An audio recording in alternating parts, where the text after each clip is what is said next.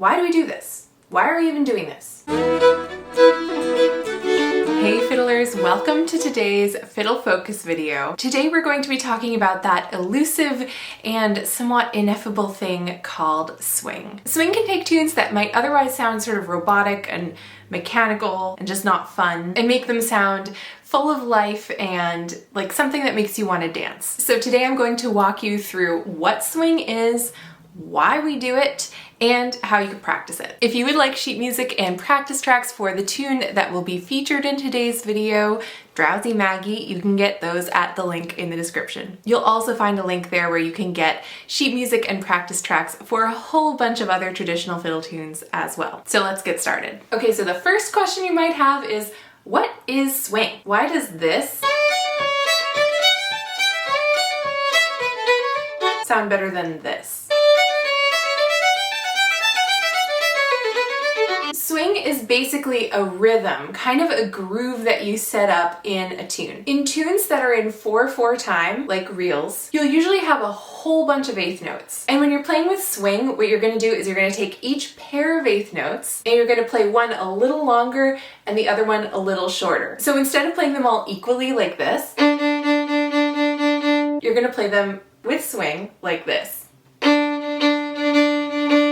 Sometimes that can be written into the music as a dotted eighth note and a 16th note. But that's actually a little more extreme than my swing usually is. This is what a dotted eighth and a 16th would sound like. 1E and a 2E and a 3E and a 4E and a... The way I typically play swing, and the way a lot of people do, is to think of each quarter note being divided into 3 parts. And the first note gets 2/3 of that. The second note gets 1/3. So it's 1 and a 2 and a 3 and a 4 and a... If you don't want to think too hard about it, don't worry.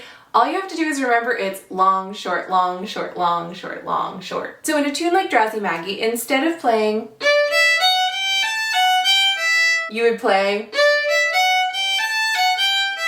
long, short, long, short, long, short, long, short. Okay, the second question you might ask is, why does that sound good? Why do we do this? Why are we even doing this? Why are we doing any of this? Why are we playing the fiddle? I've thought about this a good bit, and I think that the reason is that longer note is right on the beat, and so it kind of gives you a better sense of where the beat in the tune is. It sort of orients you in the tune, and it gives you a place to tap your foot or clap your hands or snap your fingers or whatever your thing is. If you're just playing,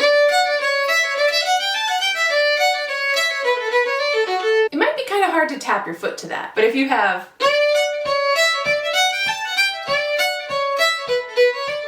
that's a lot easier for you to tap your foot to. Also, a lot of the music that we play as fiddlers is dance music. So for dancers, I think giving a tune swing really helps them know where to step. So I think that's why it sounds more danceable. Okay, so the third question you might ask is, how do I do this? So here's one way that you could practice adding swing to your playing. This might be a little predictable.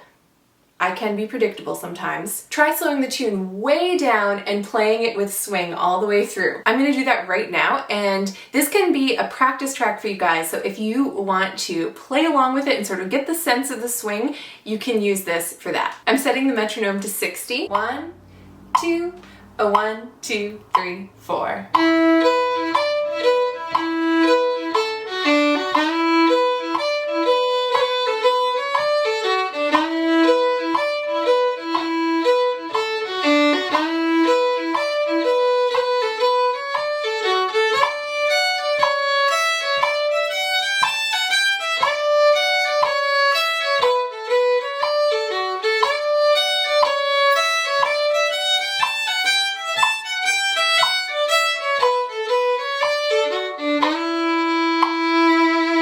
Now we're gonna try setting the metronome to 80. 1, 2, a 1, 2, 3, 4.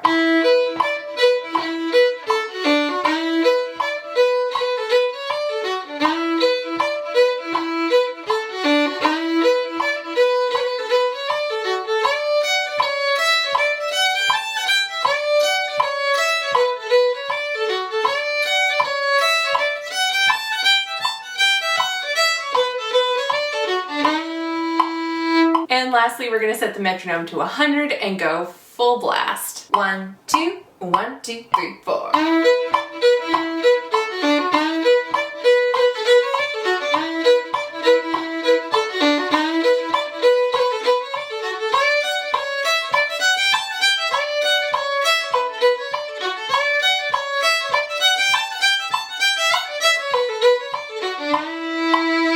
So that is one way that you can practice adding swing into your tunes. Start real slow, gradually speed it up. It's almost like you're taking a reel and making it into a hornpipe. For those of you who are familiar with hornpipes, they're usually played a little slower and with a lot of swing. So it's like you're hornpipifying a reel when you practice it that way. You can either do that on your own, just slow down your tune, play it as a hornpipe, then gradually get it faster, or you could do that along with those recordings. And I would say it's good to try out doing that with other recordings that are out there. If you find recordings of other fiddlers who play with a nice swingy feel, you can try slowing those down. There's a function for that currently on YouTube. Playing along with a slow version, hearing that swing, gradually speeding it up, and then seeing if you can play along full speed. One thing to keep in mind is that bowings can be really helpful when it comes to swing. If you play with all separate bows,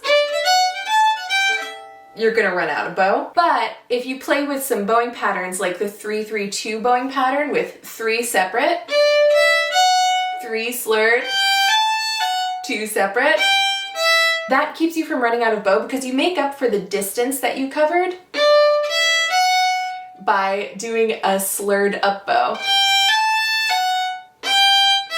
You can see some of my other videos for bowing tips for reels, including 3-3-2 bowing, Georgia shuffle bowing, etc. All right, you guys, that wraps up today's Fiddle Focus video. I hope you found it helpful, and I hope that you enjoy playing danceable, happy, vibrant reels. I will say that there is a range in terms of how much swing fiddlers use in their playing. There are wonderful fiddlers who play a little bit more evenly and who play with tons of swing, and there are huge debates about this on the internet, which kind of scare me. People have very strong feelings about these things. So what I think is do what sounds good to you. Again, if you would like sheet music and practice tracks for the tune that was featured in today's video, Drowsy Maggie, you can get that at the link in the description. It comes along with a variation, a harmony, a chord chart, all kinds of good things. You will also find a link in the description for sheet music and practice tracks for a whole bunch of other fiddle tunes as well. Don't forget to subscribe to my channel, and I will look forward to seeing you for more fiddling very soon. Have a wonderful day and happy fiddling.